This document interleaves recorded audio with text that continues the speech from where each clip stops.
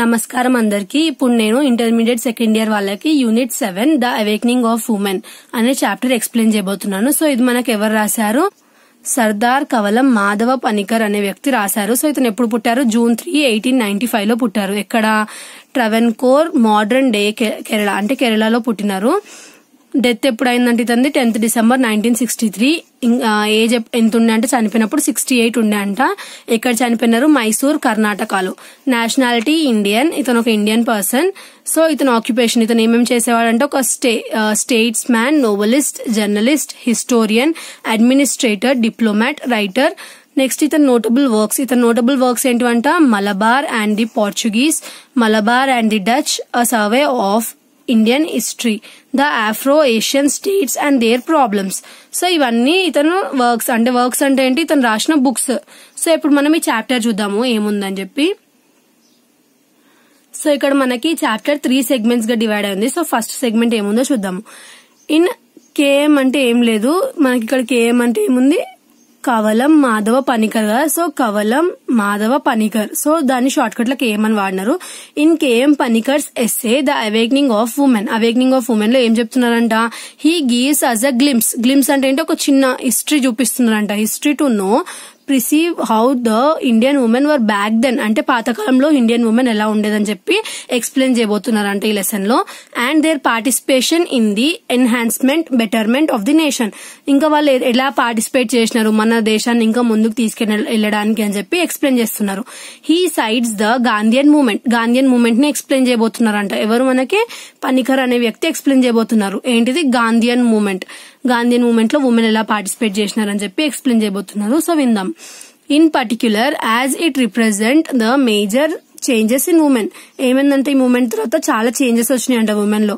Which the whole world witnessed with wonder. చాలా మొత్తం world ఎలా విట్నెస్ అయిందంట? వండర్ తో, అంటే ఆశ్చర్యంతోని వాళ్ళు విట్నెస్ అంటే చూస్తున్నారంట దృశ్యంని. He mentions no doubt that the Indian women enjoyed much higher status. So ఇక్కడ మనకి ఏం చెప్తున్నారు? మన పోయట్ ఎవరైతే మన ఇండియన్ ఉమెన్స్ ఉన్నారో వాళ్ళు 18th ఇంకా 19th సెంచరీలో చాలా రెస్పెక్ట్ ఇంకా హై స్టేటస్ లో ఉంటుండే అంట. తర్వాత ఏమైందంట? అహల్యా బాయ్ హోల్కర్ అనే ఒక పర్సన్ ఏం చెప్తున్నాడు అంటే 18th సెంచరీలో ఎవరైతే ఉమెన్ ఉన్నారో ఒక మోడల్ అంటే ఎవరు? అహల్యా బాయ్ హోల్కర్. ఎప్పుడు? 18th సెంచరీలో. ఇంకా he brings up certainty in general that the condition of Indian women would eventually sank low. ఎప్పుడైతే ఇండియన్ ఉమెన్ వుడ్ శాంక్ లో అంటే హయ్యర్ స్టేటస్ లో ఉండే కదా వాళ్ళు 18th సెంచరీలో ఉన్నప్పుడు, తర్వాత చాలా లో అయిపోయినంట, అంటే ఉమెన్ కి రెస్పెక్ట్ తగ్గిపోయిందంట. సో ఆ పీరియడ్ ని ఎక్స్ప్లెయిన్ చేస్తున్నారంట ఎవరు? Ahalya Bai Holkar. He states the time of the 19th సెంచరీని ఎక్స్ప్లెయిన్ చేస్తున్నారంట. During which women were likely among the most backward of their sex in the world because they were forcefully kept in the shadow of purdah. ఏం చేస్తున్నాయంట అప్పుడు ఎవరైతే 18th సెంచరీలో బానే ఉండే అంట women's. తర్వాత 19th సెంచరీలో ఏమైందంట? అప్పుడు ఉమెన్ ని అందరు దూషించడము, తిట్టడము, పర్దాలు వెనకాలనే ఉండాలి, మీరు బయటికి రావద్దు, కిచెన్ లోనే ఉండాలి అని చెప్పి అప్పటి నుంచి స్టార్ట్ అయిందంట. ఎప్పటి నుంచి? 19th సెంచరీ నుంచి. మంచి గుర్తుపెట్టుకోండి, 18th సెంచరీలో మంచిగా ఉండి 19th సెంచరీలో చేంజ్ అయిపోయిందంట. 19th సెంచరీలో మొత్తం ఉమెన్ కి అసలు రెస్పెక్టే లేకుండా అట్లా అయిపోయిందంట. డినైడ్ యాక్సెస్ టు ఎడ్యుకేషన్ ఏం వాళ్ళకి ప్రొవైడ్ చేయలేదంట. తర్వాత చైల్డ్ బర్త్ అంటే పిల్లల్ని పుట్టడానికి వాళ్ళని ఫోర్స్ చేస్తుండే అంట. When their sisters in other country were in school kept in subjection during marriage and made to endure a life of misery. widowed అంటే ఏం చేస్తుండంట? చిన్న ఉన్నప్పుడే వాళ్ళని మ్యారేజ్ చేసేస్తుండే అంట. అది కూడా పెద్ద వాళ్ళతో చేస్తుండే అంట. సో వాళ్ళు పెద్ద మెన్ తో మ్యారేజ్ చేయడం వల్ల అతను జల్దీ చచ్చిపోతే వాళ్ళు ఏమైపోతారు? విడో అయిపోతారు కదా. సో అది కూడా అనుభవిస్తుండే అంట అప్పుడు ladies. Panicker discusses about the Brahmo Samaj women. ఇప్పుడు ఇక్కడ వరకు మనకి దేని గురించి? గాంధీయన్ మూవ్మెంట్ గురించి ఎక్స్ప్లెయిన్ చేశారు. ఎవరు చేశారు? అహల్యా బాయ్ హోల్కర్ అనే వ్యక్తి ఎక్స్ప్లెయిన్ చేస్తారు కదా. సో ఇక్కడ మన ఎవరైతే ఆథర్ ఉన్నారో అతను ఎక్స్ప్లెయిన్ చేయబోతున్నాడు ఏ మూవ్మెంట్ గురించి? బ్రహ్మో సమాజ్ ఉమెన్ గురించి ఎక్స్ప్లెయిన్ చేయబోతున్నారు. సో ఇక్కడ మనకి ఏం చెప్తున్నారు? Who were behind the purdah. Brahmo Samaj women ఎట్లుంటుందంట? పర్దా వెనకాలనే ఉంటుందంట. Were able to experience emancipation because of the movement. చాలా బాధలు పడుతున్నాయంట వాళ్ళు. He adds that it wasn't a good start though. ఆయన అంత మంచి స్టార్ట్ ఏం కాదు ఉమెన్ కి అని చెప్తున్నారు. as the educated classes showed inclination towards the freedom of their women. ఎవరైతే ఎడ్యుకేటెడ్ క్లాసెస్ ఉన్నారో వాళ్ళు ఫ్రీడమ్ ఇవ్వద్దు ఉమెన్ అని చెప్పి వాళ్ళకి అగేన్స్ట్ గా ఉండే అంట, which eventually resulted in the slow advancement of women. ఏమైందంట, ఉమెన్ గ్రోత్ పెరగడం ఇంకా తగ్గిపోయిందంట. అంటే ఉమెన్ లో స్కిల్స్ అన్ని తగ్గిపోయినాయంట, ఇంకా వాళ్ళ ఇంట్లోనే వంట చేసుకుంటూ ఉంటుండే అంట.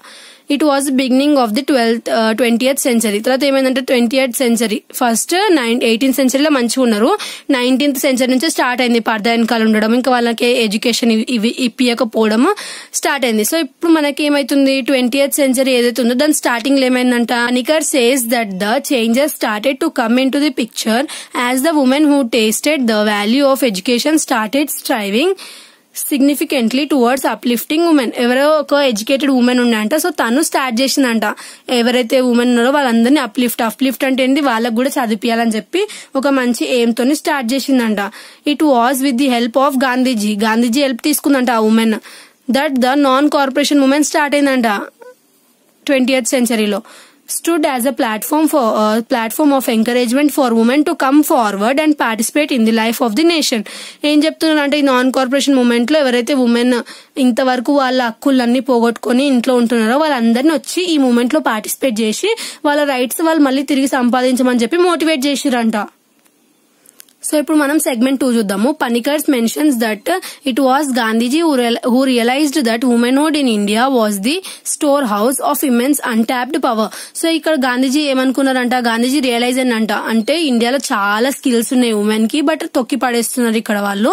అలా చేయకుండా వాళ్ళ ఉమెన్ ఎలా ఉన్నారంట, చాలా ఇమెన్స్ అన్టాప్డ్ పవర్, అంటే అంత దాచుకొని ఉన్నారంట వాళ్ళ లోపల, అంటే చాలా స్ట్రాంగ్ ఉమెన్ ఉన్నాయంట 20th centuryలో మన Indian women's. This seemed advantageous for Gandhiji to work towards the rehabilitation of the villages. So ఇలా ఎవరైతే ఉమెన్ స్ట్రాంగ్ ఉండడం వల్ల గాంధీజీకి అడ్వాంటేజ్ ఏమైందంట, రీహాబిటేషన్, అంటే ఉమెన్ ని మళ్ళీ చదివేయాలని చెప్పి ఒక ఆలోచన వచ్చిందంటే వీళ్ళందరూ హెల్ప్ చేస్తే అవుతుంది కదా. Though he was initially dubious about the participation of women. So starting భయపడ్డారంట గాంధీజీ, వీళ్ళందరూ ఇట్లా కిచెన్ లోనే ఉంటున్నారు కదా, ఎవరైనా వచ్చి పార్టిసిపేట్ చేస్తారా, లేదంటే ఈ మూమెంట్ అనేది ఫెయిల్ అయిపోతుంది అని చెప్పి స్టార్టింగ్ లో భయపడ్డారంట. లేటర్ ఈ continually spoke of how they were a major source of the support for this movement. తర్వాత అతను చెప్పిండంట ఇలా ఉమెన్ చాలా సపోర్ట్ చేసినారు ఈ మూమెంట్ కి అని. The women of India who were shut up in seclusion were everywhere at the forefront when the movement began. ఎప్పుడైతే moment begin అయిందో అప్పుడు ఇంట్లో ఉన్న అందరు లేడీస్, ఎవరైతే మొత్తం ఇండియాలో ఉన్న అందరు లేడీస్ కూడా ఇంట్లో నుంచి బయటకు వచ్చి మూమెంట్ లో participate చేసినారంట. There were many women who were prominent in picketing liquor shops, enforcing boycott of foreign clothes and undertaking civil disobedience in the towns, villages too. So ఇక్కడ ఏం చేసినారంట, పికెటింగ్ అంటే లిక్కర్ షాప్స్ ని పలగొట్టడము, ఇంకా foreign clothings ని boycott చేయడము, ఇంకా civil disobedience ని ఇవన్నిటిని అండర్టేక్ చేయడము. ఎవరు చేసిరంట, ఉమెన్. ఎవరైతే మన ఇండియన్ ఉమెన్ ఉండనో అప్పుడు అంత స్ట్రాంగ్ ఉండే వాళ్ళు బయటికి రాగానే ఇవన్నీ స్టార్ట్ చేసేసినారంట. Women from all across India stepped up to take every step of job associated with the national movement. So ఏం చేసినారంట, ఇంకా జాబ్ లకు వెళ్ళడం కూడా స్టార్ట్ చేసినారంట. వాయిలేటింగ్ ఆల్ సోషల్ టబూస్, అంటే ఏంది సోషల్ టబూస్ అంటే ఏవైతే మనకి మూఢనమ్మకాలు ఉంటాయి కదా అవన్నిటిని వాయిలేట్ అంటే అన్నిటిని ఖండించి వాళ్ళ జాబ్ లకు వెళ్తారు. అంటే అమ్మాయిలు జాబ్కి వెళ్ళొద్దు, ఇంట్లో ఉండాలి, అట్లాంటివన్నీ ఖండించి మేము జాబ్ చేస్తాము, మేము చదువుకున్నాం అని చెప్పి కొంతమంది జాబ్ లకు కూడా వెళ్ళినారంట. For going bodily comfort and disputing the legitimacy of all limitations that had been imposed against them. వాళ్ళు ఏం చేస్తున్నారంటే ఏవైతే వాళ్ళ పట్ల ఉన్న లిమిటేషన్స్, అంటే వాళ్ళు ఇదే చేయాలి అదే చేయాలని అట్లాంటివి పెట్టినారో అవన్నిటికీ అగేన్స్ట్ వెళ్ళి వాళ్ళకి నచ్చిన రైట్స్ అన్ని వాళ్ళు తెచ్చుకున్నారంట. ఎవరు, ఇండియన్ ఉమెన్స్. సో ఇక్కడ మనకి పనికర్ ఏం చెప్తున్నారంట, Panikkar brings Gandhiji's name. Gandhiji name తెచ్చుకున్నారంట ఎవరు, పనికర్, మన author. As a passionate believer, Gandhiji ఎవరంటే ఒక ప్యాషనేట్ బిలీవర్ అంట in the equality of women. Gandhiji ఏం చేస్తుందంటే అందరు ఉమెన్ ని ఈక్వల్ గా చూడమని చెప్పి మనకి చెప్తుండే అంట. Who strived with the motto of satyagraha అనే మోటోని తీసుకొచ్చినారంట for the equal participation of women రావడానికి. As the movement continued for more than 25 years వరకు ఫైట్ చేసినారంట. This sense of active involvement in public life increased. చాలా మంది ఉమెన్ ఇంకా కొంతమంది ఎవరైతే రాలేదో అందులో పార్టిసిపేట్ చేయడానికి, అలాంటి వాళ్ళు కూడా 25 years లో మారి కొంచెం బయటకు వచ్చినారంట పార్టిసిపేట్ చేయడానికి. Women's current status in India is a result of on going revolution. ఇప్పుడు మనం ఏదైతే ప్రజెంట్ మన గర్ల్స్ ఎవరైతే ఇంత చదువుకోగలుగుతున్నారో ఇంకా ఉద్యోగాలకు వెళ్ళగలుగుతున్నారో అవంతా ఎలా అయిందంట, ఏదైతే అప్పుడు రెవల్యూషన్ అయిందో దాని వల్లనే ఇప్పుడు మనకి ఆ ఎఫెక్ట్ వల్లనే మనం మంచిగా ఉంటున్నామంట. ఎలా సక్సెసివ్ జనరేషన్ వచ్చిందంటే ఇప్పుడు మనకు women growing up in intense environments that demanded constant sacrifice. చాలా సాక్రిఫైజెస్ అయినాయి అంటే ఇప్పుడు మనం ఇంత హ్యాపీగా ఉంటున్నామంటే అప్పుడు చాలా సాక్రిఫైజెస్ అయినాయంట. In India they were no suffragette movement and no feminism. ఇండియాలో ఎప్పుడు ఫెమినిజం లేదంట. Since women participation in the fight for liberalization already assured them of their equality within their having to fight for their independently. అంటే ఎవరైతే Indian women's ఉన్నారో వాళ్ళందరూ వాళ్ళే independent గా వాళ్ళే వచ్చి ఫైట్ చేసినారంట. The appointment of women to the higher positions. తర్వాత ఏమైందంటే ఉమెన్ ఎవరైతే పార్టిసిపేట్ చేస్తున్నారో జాబ్స్ లో, సో వాళ్ళకి హైయర్ పొజిషన్స్ కూడా వచ్చినాయంట. With such freedom in independent India. ఎలాంటి jobs? Cabinet ministers, provisional governors, ambassadors, heads of delegation to international conferences, surprise the rest of the world because women are typically held in the subjection in an oriented nation like India. అంటే మన ఇండియాలో ఇంతగానం ladies ఇంత intelligent ఉన్నారా అంటే ఇంత మంచి మంచి పోస్ట్లకి వాళ్ళు అపాయింట్ అవుతున్నారు కదా. సో ఇంత ఇంటెలిజెంట్ ఉమెన్ ఉన్నప్పుడు వాళ్ళు ఎందుకు ఇన్ని డేస్ అలా ఇంట్లో బందీ చేసినారు వాళ్ళకి అని చెప్పి మొత్తం ఆల్ కంట్రీస్ సర్ప్రైజ్ అయినాయంట. నెక్స్ట్ మనకి థర్డ్ సెగ్మెంట్ ఉంది. The author specifies that the transformed situation in India is not the distinction made by few exceptional women. ఏం చెప్తున్నారంటే మనకు ఆథర్ ఏదైతే ఇప్పుడు మన ఇండియాలో ఇప్పుడు ఉమెన్స్ కి ఇంత ఫ్రీడమ్ వచ్చిందో అది ఓన్లీ కొంతమంది ఉమెన్ వల్ల అని కాదు, but it is because of their free and equal engagement in all of national life. అది కొంతమంది ఉమెన్ వల్ల వచ్చిన ఫ్రీడమ్ కాదు, అందరూ వాళ్ళ లైఫ్ ని సాక్రిఫైస్ చేసుకుంటూ వచ్చి పార్టిసిపేట్ చేసినారు అని చెప్తున్నారు. At all levels from employment in rural areas to national government. అంటే రూరల్ ఏరియా ఎంప్లాయ్మెంట్ నుంచి నేషనల్ గవర్నమెంట్ వరకు. That truly is epochal, significant and denotes a revolutionary transition. ఇప్పుడు ట్రాన్సిషనే కదా, అంతకు ముందు మనం ఎన్ని కష్టాలు పడుతుండే ఉమెన్, ఇప్పుడు చూడు అందరూ జాబ్స్ కి వెళ్తున్నారు, ఎడ్యుకేట్ అవుతున్నారు. సో ఇది ఒక ట్రాన్సిషన్ అయింది కదా. నెక్స్ట్ పనికర్ ఏం చెప్తున్నారంట, women were never subordinate by nature and that it was part of Indian tradition. Women ఎప్పుడు నెవర్ సబార్డినేట్ బై నేచర్ అంటే నేచర్ ఎప్పుడు వాళ్ళని బందీ చేయలేదంట, అదొక ఇండియన్ ట్రెడిషన్ వల్ల వాళ్ళు అలా ఉండిపోయినారంట. The ancient culture emphasized women equality despite the fact that subsequent social limitations made it difficult for women to practice that equality or take part in a variety of occupations. Women were freed from societal bond that traditions and conservatism as imposed by the Gandhian movement. So అంతకు ముందు చాలా restrictions, చాలా limitations వల్ల women ఇంట్లోనే ఉండిపోతుండే అంట. ఎప్పుడైతే Gandhian movement start అయిందో అప్పుడు ఉమెన్ కి వాళ్ళలో ఉన్న పవర్ ఇంకా వాళ్ళు ఏం చేయగలరు అని చెప్పి తెలిసి వాళ్ళు బయటకు వచ్చి వాళ్ళ రైట్స్ కోసం వాళ్ళు ఫైట్ చేసినారంట. తర్వాత Panikkar considers the legal chances ensuring women's equality to be one of the most important political accomplishment during the time of limited self government. ఎప్పుడైతే సెల్ఫ్ గవర్నమెంట్ ఉందో మనం అచీవ్ చేసిన మెయిన్ థింగ్ ఏంటంటే ఎవరైతే ఉమెన్ ఉన్నారో వాళ్ళల్లో మేము మారాలి అని చెప్పి ఒక థాట్ వచ్చింది కదా. సో అది వాళ్ళు అచీవ్ చేసిన మెయిన్ ఇంపార్టెంట్ గోల్ అంట. This law acknowledges women rights to autonomous property to unrestricted marriages. ఏవైతే అన్రెస్ట్రిక్టెడ్ మ్యారేజెస్ ఉన్నాయో వీటిని రిమూవ్ చేయడము, మళ్ళీ ఎడ్యుకేటెడ్ టు అన్ ఎడ్యుకేషన్ అంటే ఎడ్యుకేషన్ కోసం వాళ్ళు బయటకు వెళ్ళడము, జాబ్ కోసము. They was a shift in the position of numerous significant pieces of law. చాలా లాస్ చేంజ్ అయినాయంట ఉమెన్ పట్ల. Most notably the devotion of women to temple services and increasing of the marriage consent age.